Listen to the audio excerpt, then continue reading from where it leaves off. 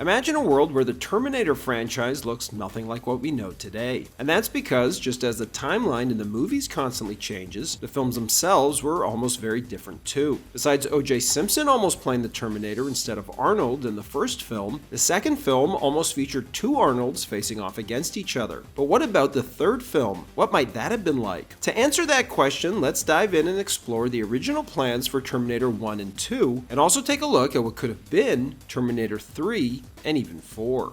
James Cameron got his big break when producer Ovidio Assanitis hired him to direct Piranha II: The Spawning, after being impressed by Cameron's special effects work on Galaxy of Terror, where he volunteered to be a second unit director. However, unbeknownst to Cameron, Assanitis' deal with Warner Brothers to finance Piranha II required that an American, or in Cameron's case a Canadian, be credited as director, since the movie was going to be shot with an all-Italian crew. And what Assanitis really wanted was a first-time director he could easily muscle out in order to take over as director. And that's exactly what happened after only a few days of shooting. After being fired, Cameron demanded that his name be removed from the film. When Assanitis refused, Cameron flew to Rome during post-production to try and take over the edit, since his name was going to be on the picture. Exhausted after fighting to try and re-edit the film, the young director came down with a fever and had a nightmare about a metallic torso emerging from an explosion and dragging itself over the floor with a kitchen knife. After waking up, Cameron sketched out his dream, which would become the inspiration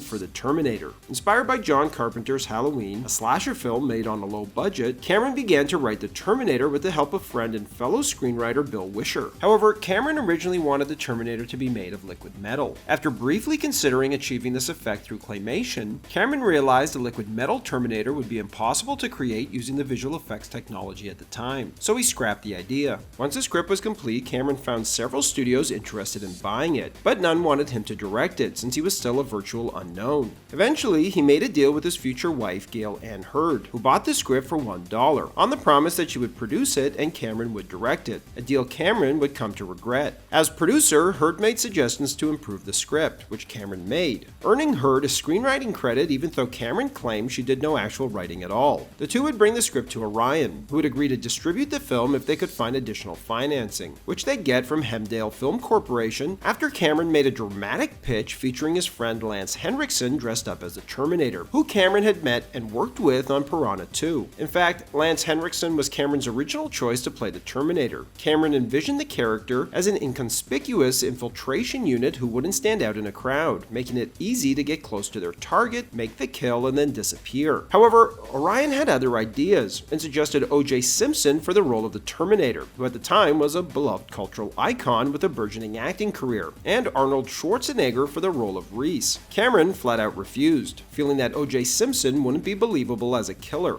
Nevertheless, Orion asked Cameron to at least meet with Arnold for the part of Reese, which Cameron reluctantly agreed to, even though he felt he was wrong for the part. However, when the two met, Arnold kept making suggestions for how the actor that plays the Terminator should move and behave, saying he can't act human and every movement should be stiff and robotic. While Arnold was speaking, Cameron just stared at him, mesmerized by how the light was hitting his face, as he asked him to remain still so that he could sketch him. When he finished, Cameron asked Arnold to play the Terminator, and after a few days sent Arnold the drawing he made, which convinced Arnold to play the part. For his part, Cameron admitted that casting Arnold as a Terminator shouldn't have worked, considering how much the actor stands out in a crowd, but admitted that the beauty of movies is that sometimes things don't have to be logical, since there's a visceral cinematic effect that often captivates audiences, making them accept whatever they see on screen. For his friend Lance Henriksen, Cameron would find another role for him in the film, as a member of the LAPD, and also cast him as Bishop in Aliens. Part of signing Arnold meant that Cameron was forced to wait several months for the actor to finish shooting Conan the Destroyer, which gave Cameron time to continue to refine the Terminator script. And while Orion largely left him to his own devices, they made two suggestions. The first was to include a canine android for Reese, which Cameron balked at, and the second was to strengthen the love story between Sarah and Reese, which Cameron agreed to do. However, during this period, Cameron won two other writing gigs on the same day, for Rambo First Blood Part 2 and Alien 2, which meant Cameron now had 3 months to write both of those scripts, as well well as rewrite Terminator. After panicking, he eventually figured out a plan. Since each script is 2 hours long, or 120 pages, he took the total page count of all 3 scripts and divided it by the total number of waking hours he had over this 3-month period, which gave him the number of pages he needed to write per hour, and that's exactly what he did. While shooting the film, Arnold's iconic catchphrase, "I'll be back," was almost totally different, and not meant to be a big moment at all, as it was originally scripted as "I'll come back." However, Arnold struggled to pronounce "I'll," leading him to argue that the Terminator wouldn't use a contraction, since he's a machine, and would instead say "I will."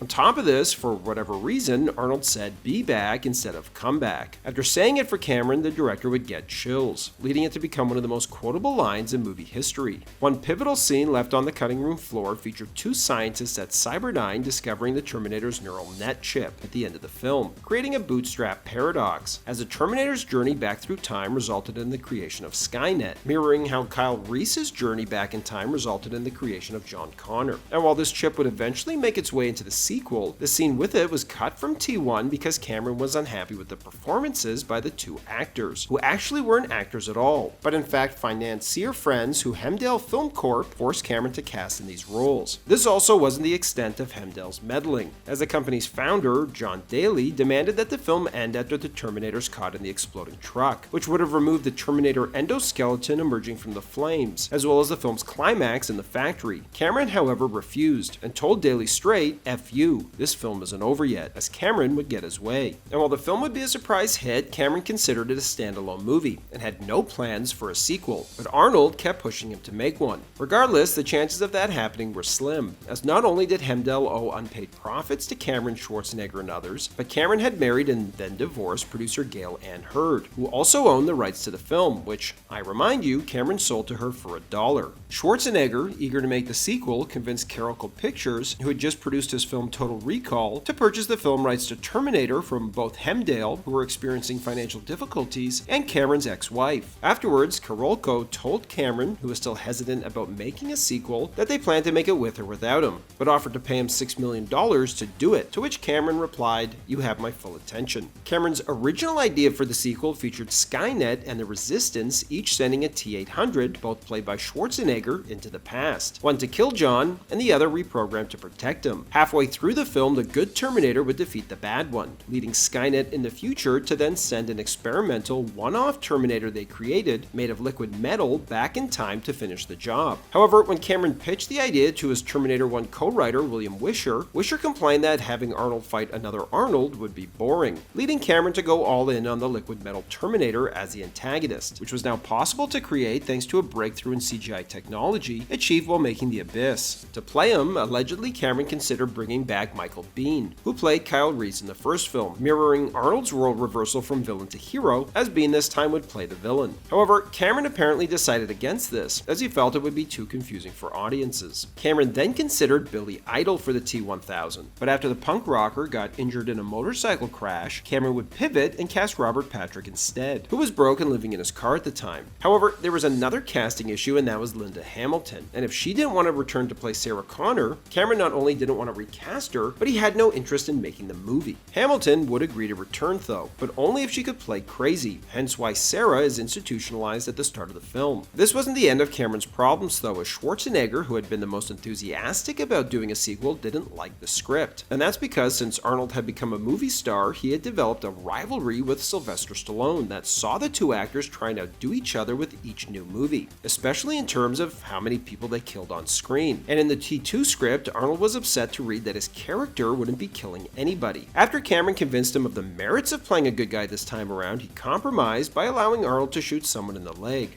The opening to Terminator 2 was originally completely different, and took place in the future as we see the Resistance defeat Skynet. Afterwards, John Connor leads his officers into Skynet's time displacement facility, which contains a time machine made up of 3 rotating rings that look awfully similar to the wormhole machine that would eventually appear in Contact. After sending Reese back in time, John would have entered another room containing deactivated T-800s, and notices that one is missing, which is presumably the T-800 Skynet sent back to the first film. This scene would have ended with John saying we have one more thing to do, suggesting that he's about to reprogram a T-800 and send it back in time as well. Aside from potentially spoiling the twist that the T-800 is a good guy this time, which the trailer would eventually spoil, this sequence was also deemed too expensive to produce, so it was ultimately cut before it was even filmed. However, it would be repurposed for the opening to Terminator Genisys. The ending to Terminator 2 originally bookended the film with a scene of Washington, D.C., decades in the future, with Sarah narrating that Judgment Day never came, as she looks over at an older John Connor, now a U.S. Senator, smiling as he pushes his young daughter on a swing. Not only did Cameron feel like this scene was tonally disconnected from the rest of the film, but Cameron felt that if the future is changeable, then the battle is something which has to be fought continuously, which would leave the door open for any potential sequels. And while Cameron again would state that he felt there was no more story to tell, he was still open to doing a third film, which is why when he was approached by Universal Studios about doing some sort of Terminator-themed attraction, Cameron elected to treat it as a continuation of the story, and not as a one-off gimmick spun out of T2. In other words, it would be canon, as Cameron planned to use it as a stepping stone to a third film, where he would continue and finish the story. For those that never got to see the attraction before it closed, T2 3D Battle Across Time literally featured a battle across time, as a T-800 takes John Connor into the future to destroy Skynet's CPU, where they're pursued by another T-1000 and also had to defeat a giant liquid metal spider called the T-1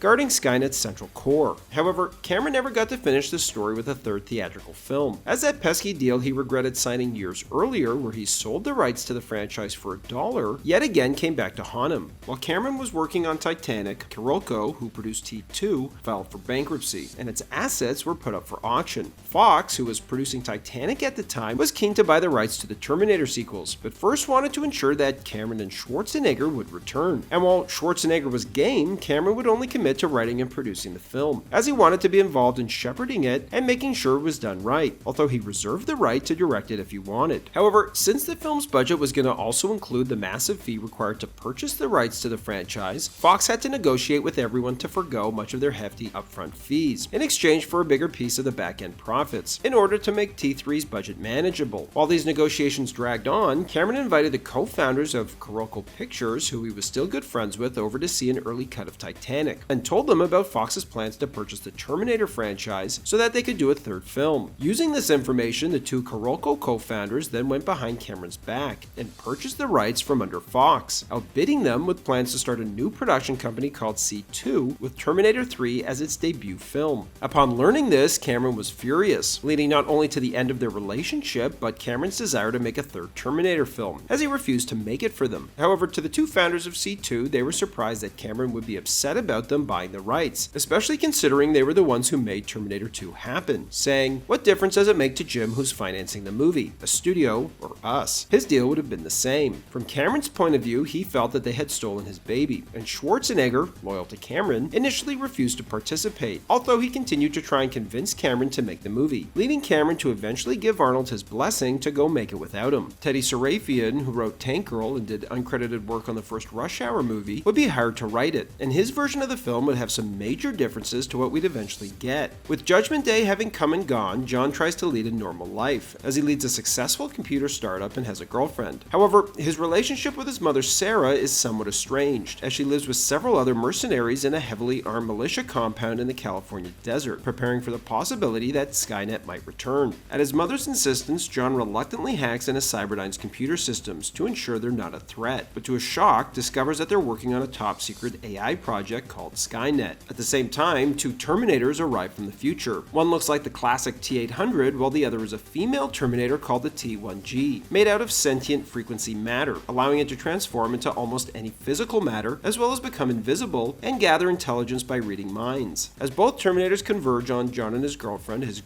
is killed in the ensuing firefight, before the T-1G is able to escape with John, where she reveals that the T-800 has been sent back in time to terminate John, while she was sent to protect him. Not only that, but she warns John that they have 43 minutes before Skynet gains consciousness, and the only way to stop it is to hack into it and infect it with the new computer program John wrote, which has sentient-like qualities. But after John does so, the T-1G tries to kill him, before it's stopped by Sarah and eventually the T-800, as we learn that this was all a ruse by the T-1G, who was actually sent back in time by Skynet to get John to help bring it to life with his computer program, which Cyberdyne Systems was unable to do on its own. And the T T800 is actually an updated model called the T201, featuring self-regeneration. However, acting on orders from the John of the future, it's also been programmed to push the John of the present to his full potential, in order to get him to become the leader of the Resistance, since as the current head of a software company, he's about the furthest thing from it. As Skynet downloads itself into a secure and heavily fortified location in Utah, John, Sarah, and the Terminator agree to surrender themselves to the authorities in order to convince them to take them to the facility to destroy it, before Skynet is able to take over all of the nation's nuclear weapons. After a US Trident sub is taken over by Skynet, it launches a nuke at San Francisco, which helps convince the government to take John, Sarah, and the Terminator to the facility to infiltrate it and destroy it. And while it's bad enough that they're pursued by the T1G to the facility, when they arrive, they find a Terminator factory producing T1s, first-generation Terminators, who patrol the facility. The climax of the film sees the Terminator get destroyed by the T1G, leading to a tense standoff between her and John. John threatens to destroy Skynet with explosives, while the T1G threatens to kill Sarah and launch all of America's nukes. John, realizing that Skynet is going to launch all the nukes anyway, proceeds with destroying Skynet's mainframe, while the T1G kills Sarah, snapping her neck. The launch of America's nuclear arsenal triggers the launch of Russia's nukes in retaliation, as the president gets on the phone and convinces the Russians to disarm their nukes while they're in the air, which the president claims the Americans have done to their own nukes. The film ends with the ICBMs crashing all over the world, but not exploding, as a nuclear apocalypse is avoided, while John is able to kill the T1G by incinerating it with an experimental plasma rocket engine in a testing chamber. With the world now awake to the dangers of Skynet and artificial intelligence, John hopes any further possibility of an apocalypse will be avoided.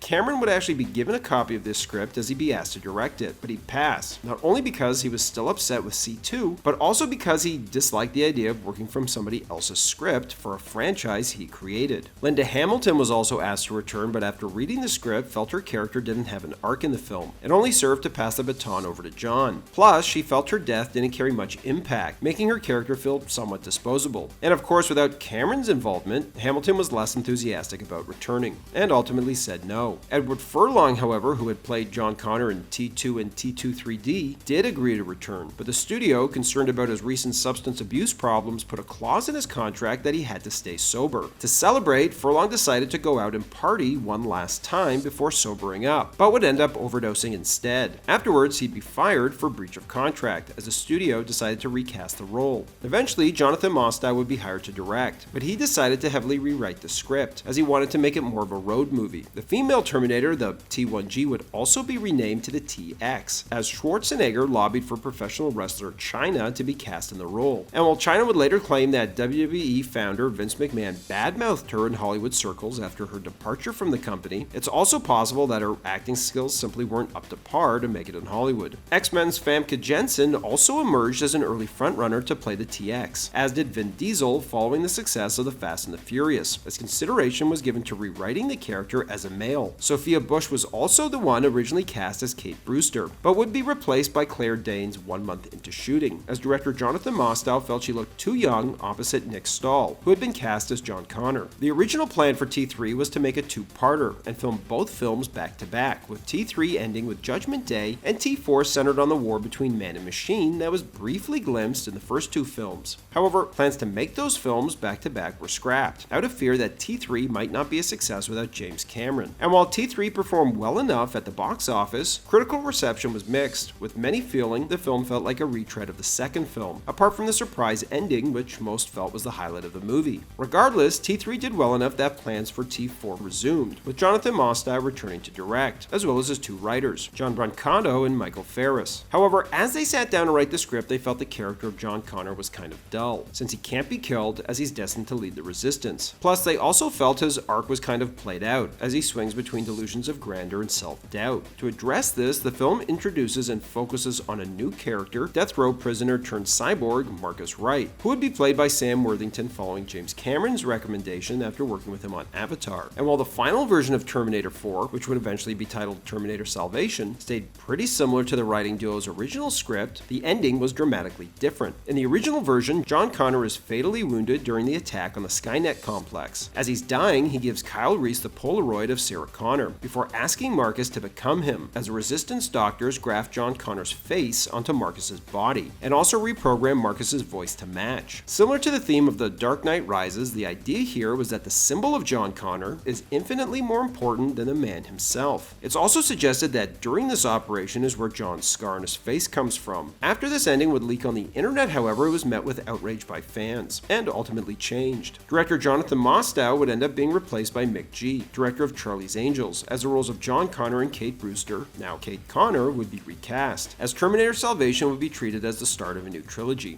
Unfortunately for all involved, its disappointing box office performance would kill those plans, as the franchise would look to reboot with Terminator Genesis that was intended, like Salvation, to be the start of a new trilogy that would never happen. Franchise creator James Cameron would eventually return to help relaunch the franchise with Terminator Dark Fate, which, like the two films before it, was again meant to be the start of a new trilogy, but the constant reboots to the franchise and rewriting of the timeline seems to have made audiences lose interest in a franchise that was only ever meant to be one standalone movie. Thanks for watching, everybody, and don't forget to like and subscribe to Bullets and Blockbusters for more great content.